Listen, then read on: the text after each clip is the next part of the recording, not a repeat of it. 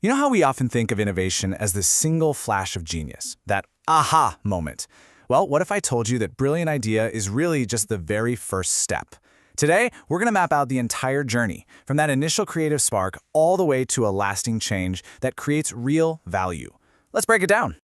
Okay, so first things first, let's bust the biggest myth out there. Innovation is not that single eureka moment. Nope, the reality is much more like this chain. It's a complete process, and every single link, from the idea to the final rollout, has to be strong. If just one of those links breaks, the whole thing can fall apart. And this brings us to a really critical point. See, an invention is just a new idea. It only becomes a true innovation when it's successfully applied and actually creates value. We're talking real benefits for customers, profits for the company, or maybe improvements for society. It's the application that makes all the difference. So here's our roadmap for today. We're going to start by really picking apart that innovation myth. Then we'll dive into the messy, creative idea phase. After that, we'll look at how ideas get selected, how they're developed through testing, and finally, how they're implemented before we tie it all together. All right, first up, the innovation myth. Why is that eureka moment just the starting gun for the race and not the finish line? I mean, think about it. History is absolutely littered with brilliant concepts that just went nowhere. The real challenge isn't just having a great idea, it's being able to navigate the super complex, often difficult path that comes after it. That journey is where most ideas either make it or break it. This brings us right to the very beginning of the whole process, the idea phase. It's often called the fuzzy front end for a really good reason, because it is fuzzy, it's messy, it's uncertain, but it's also where every single potential breakthrough is born. In this early stage, nothing is clear. The problem you're trying to solve might be vague, and there are just a million different paths you could take. The goal here isn't to find the perfect answer right away. It's to explore, to learn, and to just generate as many different options as you possibly can. And this is where creativity is king. But it's not just about dreaming up wild, crazy ideas. Real creativity in an organization means coming up with concepts that are not only original, but also useful. They have to solve a real problem. That's why people use all sorts of techniques here, just to deliberately break out of their old ways of thinking. And here's the key takeaway for this phase, especially if you're studying for an exam. The goal isn't to find one perfect idea. It's to generate a rich, diverse pool of options. Right now, quantity and variety are way more important than immediate perfection. So you have this huge pool of creative ideas. Awesome. But now what? How do you choose which ones to actually work on? Well, that's where the selection phase comes in. It's all about bringing some structure and order to all that creative chaos.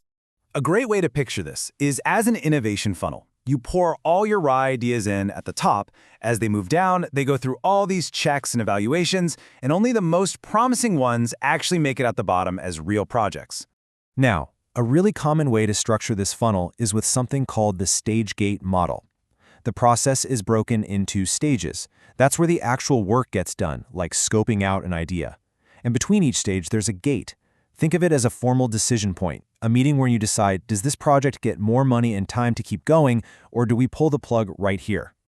This is where you can see how these concepts fit together perfectly.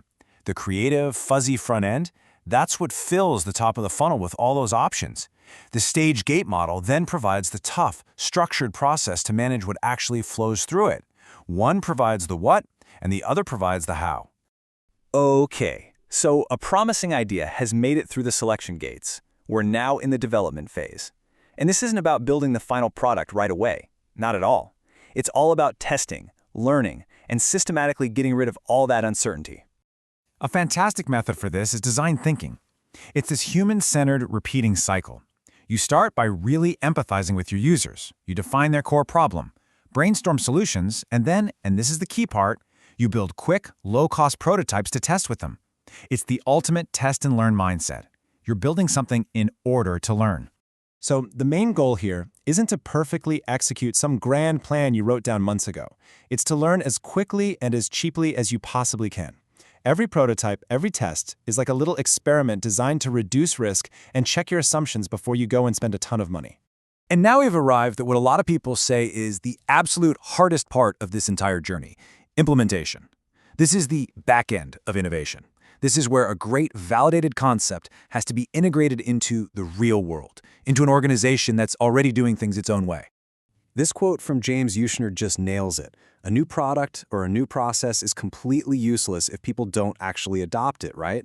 So introducing something new is at its core all about managing change, getting people to think, work, or behave in a new way. This table shows a really stark contrast. The skills you need at the beginning of the journey, like being creative and comfortable with total uncertainty, are almost the complete opposite of what you need at the end. Here, it's all about creating structure, overcoming resistance, and mastering change management. And this is exactly why so many brilliant ideas end up failing. A technically perfect solution is worthless if you ignore the human side of things. Success here depends entirely on building support, embedding the change into new routines, and actively managing all the resistance that will definitely pop up. So let's bring it all together. It's time to connect all these links and look at the complete chain of innovation one last time. As we've seen, successful innovation isn't just one thing. It's a strong, unbroken chain. It starts with that creative idea, sure, but then it needs smart selection, it gets refined through iterative development, and it only succeeds with effective implementation that leads to it being permanently embedded in the way things are done. Every single link is critical. And this is really the ultimate takeaway. Being creative is fantastic, it's essential, but it is not enough. True, sustainable innovation is all about mastering the entire process, the combination of creativity, strategic choice, disciplined development, and really skillful implementation. To wrap things up, here are a few key questions to really help you lock in this knowledge. Ponder these. Think about what we've covered today. It's honestly the best way to make these concepts stick. Thanks so much for watching.